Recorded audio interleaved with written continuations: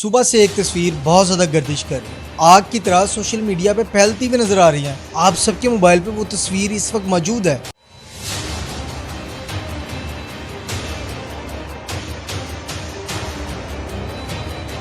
या मर्डर को खुदकुशी का नाम दिया जा रहा है। मुल्तान के एक ऑफिस नुमा कमरे में खामोशी से दम तोड़ गया ताकि आए मेरी लाश ऑफिस से ले जाएं। जब वो गोली चलने की आवाज़ सुनते हैं कि जो उसकी वाइफ है वकास की, वो उसे प्रेशराइज कर रही थी कि हम अलहदा कर लेते हैं।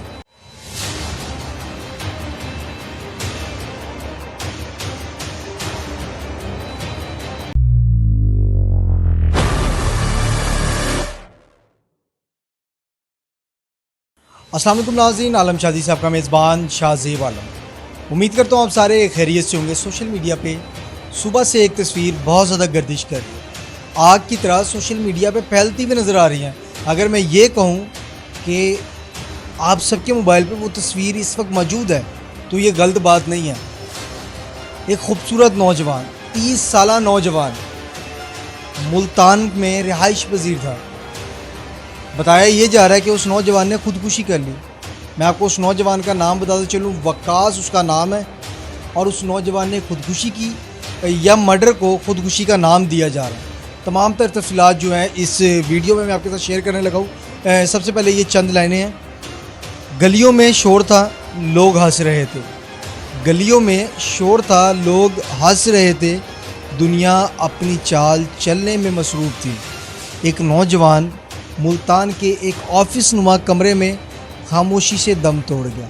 एक नौजवान मुल्तान के एक ऑफिस नुमा कमरे में खामोशी से दम तोड़ गया। ना कोई सांसों की दौड़ थामने वाला था, ना कोई आखिरी लम्हे में पानी देने वाला था, ना कोई पूछने वाला था कि वकास क्या हुआ, क्या परेशानी थी, किस वजह से तुमने खुदकुशी की, किस वजह से तुमने खुदकुशी की। वीडियो शुरू करने से पहले मैं सबसे पहले आपको बताता चलूँ, वकास ने खुदकुशी करने से पहले एक वॉइस नोट किया। आई थिंक बताया जा रहा है कि कोई फैमिली ग्रुप में जो है, फैमिली का ग्रुप होता है, उस ग्रुप में वकास वॉइस नोट करता है और उस वॉइस नोट में ये कहता है कि आए मेरी लाश ऑफिस से ले जाएं। और उसके फ़ौरन बाद जो है गोली चलने की आवाज़ आती है। आसपास के जो ऑफिस वाले होते हैं, जब वो गोली चलने की आवाज़ सुनते हैं तो फ़ौरन जमा हो जाते हैं, इकट्ठे हो जाते हैं कि क्या हुआ, कैसे हुआ, कौन है, किसने फायर चलाया और किसका कत्ल हुआ। जब लोग सर्च करते हैं और जब उन्हें पता लगता है कि वकास के ऑफिस से गोली चलने की आवाज़ आई है, लोग वकास के ऑफिस के बाहर जमा हो जाते हैं, इकट्ठे हो जाते हैं और बाद में पता चलता है कि वकास ने खुद को गोली मार के अपनी ज़िंदगी की दौड़ ख़त्म कर ली। ये तमाम तर वजह क्या है, किस वजह से वकास ने खुद को गोली मारी? क्या कारोबार में लॉस हुआ या तो घरेलू टेंशन की वजह से वकास ने खुद को गोली मारी? बताया ये जा रहा है ज़राए के मुताबिक कि जो उसकी वाइफ है वकास की, वो उसे प्रेशराइज़ कर रही थी कि हम अलहदा कर लेते हैं और अलहदा रहते हैं। मैं आपके वालिदैन के साथ नहीं रह सकती, सेपरेट हम रह लेते हैं तो हंसी खुशी जो है सेपरेट रह लेंगे। और अगर दूसरी जानिब देखें, वकास के वालिदैन है, बचपन से पाला है, 30 साल की उम्र हो गई। वालिदैन तो कभी ये नहीं चाहेंगे कि मेरी औलाद जो है मुझसे दूर हो जाए। तो वालिदैन ने माँ बाप होने का फ़र्ज़ अदा किया। अपने बेटे वकास को कहा, बेटा इसी घर में रहो, हम साथ रहेंगे, कोई मसला नहीं, प्यार मोहब्बत से साथ रहेंगे। मैं आपको बताते चलूँ, वकास का ताल्लुक़ कोई अपर लेवल क्लास से नहीं है, अपर लेवल क्लास से नहीं था। एक मिडिल क्लास फैमिली से वकास का ताल्लुक़ था। मुल्तान में वो रहते थे और मिडिल क्लास फैमिली से वकास ने अपनी ज़िंदगी का सफ़र जो है अपनी ज़िंदगी का सफ़र शुरू किया और उसने जो है अपने मामू के साथ एक बिज़नेस में जो है काम शुरू किया। वो आपको मैं बताता चलूँ कि वो बिज़नेस था रॉयल इस्टेट का बिज़नेस था। उसमें जो है वो काम करते रहे। एक मिडिल क्लास फैमिली का नौजवान वकास जो है उस बिज़नेस में काम करते करते जो है एक मिडिल क्लास से अपर क्लास तक पहुंच गया। अल्लाह पाक जिसका हाथ पकड़ ले फिर अल्लाह उसको कोई जो है रोक नहीं सकता। अच्छा, मैं आपको ये क्लियर करता चलूँ, मर्डर की तरफ जो लोगों का ध्यान या पुलिस का ध्यान क्यों नहीं जा रहा? क्योंकि वकास ने आखिरी वॉइस नोट में ये कहा था कि मेरी लाश जो है आके ऑफिस से ले जाओ।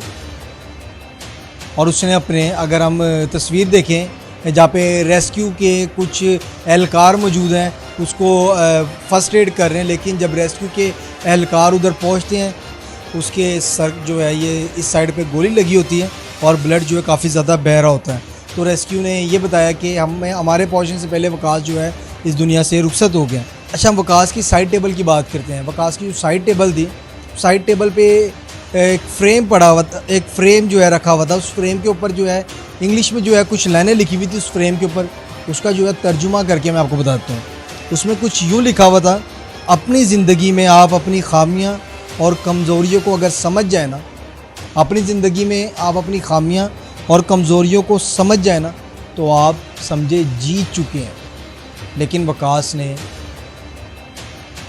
अपने ही फ्रेम पे, जो अपने साइड टेबल के ऊपर फ्रेम रखी हुई थी, उस पर यह अमल ना किया। क्या ज़िंदगी से इतना अपसेट हो गया था? अब आप खुद हिसाब लगाएं उसके दिमाग में क्या क्या नहीं चल रहा होगा। फुल डिप्रेशन, एंजाइटी का शिकार हो गया होगा जो उसने आखिरी में ये स्टेप उठाया।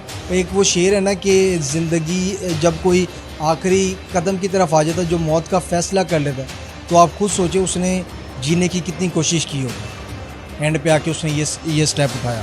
तो गुजारिश करूँगा कि अपने शौहरों की फीलिंग्स को समझें। आप भी किसी की बेटी हैं, आपके भी माँ बाप होंगे। कि आप अपने माँ बाप को छोड़ सकती हैं अपने शौहर के कहने पे? कभी नहीं छोड़ सकती आप अपने माँ बाप को। उस शौहर के लिए आप अपने माँ बाप को छोड़ के इस घर में आ जाती हैं, लेकिन वापस भी तो जाना होता है अपने माँ बाप के पास, बेशक मेहमान बन के जाना हो। शौहर कभी ये नहीं कहता कि तुम अपनी माँ बाप को छोड़ दो, उनसे बात ना करना, उनसे मिलने ना जाना।